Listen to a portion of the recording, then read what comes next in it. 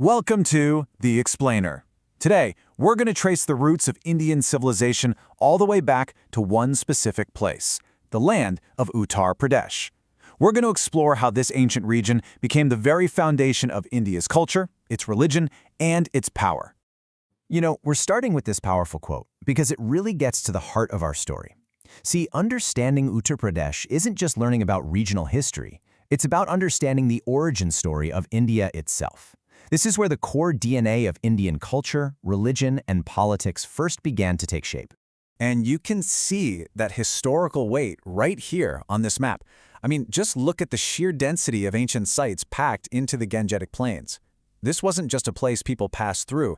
It was a buzzing, thriving hub of human activity for thousands and thousands of years. So, first up, India's ancient heartland. We're going to see how the Ganga and Yamuna rivers were like the perfect incubators for the subcontinent's earliest civilizations. Okay, our journey starts at the very beginning. We're talking hundreds of thousands of years ago with the very first human footprints of the Stone Age. This is the bedrock, the foundation for everything that comes after. Now, human progress wasn't some single sudden event. It unfolded across three distinct eras.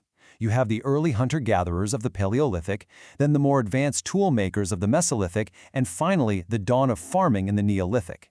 Each one was a massive leap forward for humanity. So where did this early history actually unfold? Well, this map pinpoints the key Paleolithic sites. It's kind of mind-blowing to think that the areas we now know as Mirzapur, Gorakhpur, and Varanasi were home to some of India's very first people. And the discoveries from these sites are just incredible. In the Balan Valley, they found a bone figurine of a mother goddess, hinting at humanity's earliest spiritual beliefs. In Sonbhadra, cave paintings give us this vivid window into their daily lives. But the Sogara copper plate? That's truly amazing. It's basically an ancient public record detailing famine relief, which shows you an organized society was already in place thousands of years ago. The Mesolithic period was a revolution, but it happened in steps. Think of it like a staircase of innovation. Humans went from just hunting to creating these finer, smaller tools. From there, they started fishing and herding animals. And then, eventually, they took that final huge step, farming and building permanent homes. And this leads to a critical moment, a real turning point in history, the dawn of farming. What's amazing is that some of the earliest evidence of rice cultivation in all of India, dating all the way back to 7000 BCE, has been found right here. Okay, now a new power enters the story. We're moving into the era of India's first great urban society, the Harappan civilization, as it pushed eastward and established a new frontier right here in Uttar Pradesh. And the change was absolutely monumental. We're going from a world of small groups focused on just basic survival with stone tools to a world of complex, organized cities with urban planning, huge trade networks, and sophisticated metal tools. It's a whole new ballgame. The heart of the Harappan civilization was actually further west, but as you can see on this map, its settlements pushed deep into modern Uttar Pradesh. This became its eastern frontier, a really dynamic zone where different cultures were meeting. And these sites prove this was no remote backwater. At Alamgirpur, we see classic Harappan city planning. At Hulas, we find awesome evidence of skilled craftsmanship. And Sonauli? Well, Sonauli was a complete game changer. The discovery of war chariots there revealed this powerful warrior class that we never even knew existed in this region.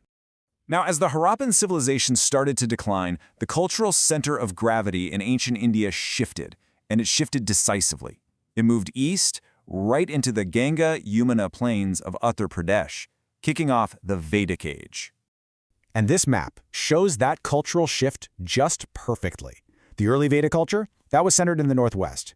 But look, the later Vedic culture, the period of immense philosophical and social growth, is now firmly centered right on the land of Uttar Pradesh. The later Vedic period, based in UP, was totally transformative. This is when we see the rise of large kingdoms, the widespread use of iron for tools and weapons, and these profound philosophical developments with the composition of the great Upanishads. So this incredible period of development set the stage for India's second big wave of urbanization and the emergence of legendary kingdoms that would be remembered forever in history and epic poetry. So after millennia of development, from the Stone Age all the way to the Vedic period, just how dominant did this region become? What was the ultimate result of all this history building up? The answer is right here in this number. 8. Out of the 16 great kingdoms, or Mahajanapadas, that defined ancient India around 600 BC, a staggering 8 of them, that's half of the total, were located in what is now Uttar Pradesh. I mean, this shows absolute political dominance. It's undeniable. Uttar Pradesh wasn't just a cultural center anymore, it was the political powerhouse of ancient India.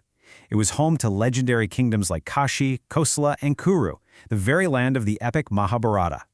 And this political power was matched by an incredible explosion of economic, religious, and cultural growth. Great cities like Varanasi and Mathura rose to prominence. New religions like Buddhism and Jainism found fertile ground to grow, and the epic stories that define India were born right here. So we've raced through thousands of years of history. What is the single most important thing to take away from this incredible journey? Why does this ancient history still matter so much to us today? Well, ultimately, the history of Uttar Pradesh isn't just local history. It's the continuous story of human evolution in India. It's the birthplace of key technologies, the cradle of great religions and philosophies, and the political heartland that defined an entire subcontinent. It is the foundational story of Indian civilization itself. So we'll leave you with this question to think about.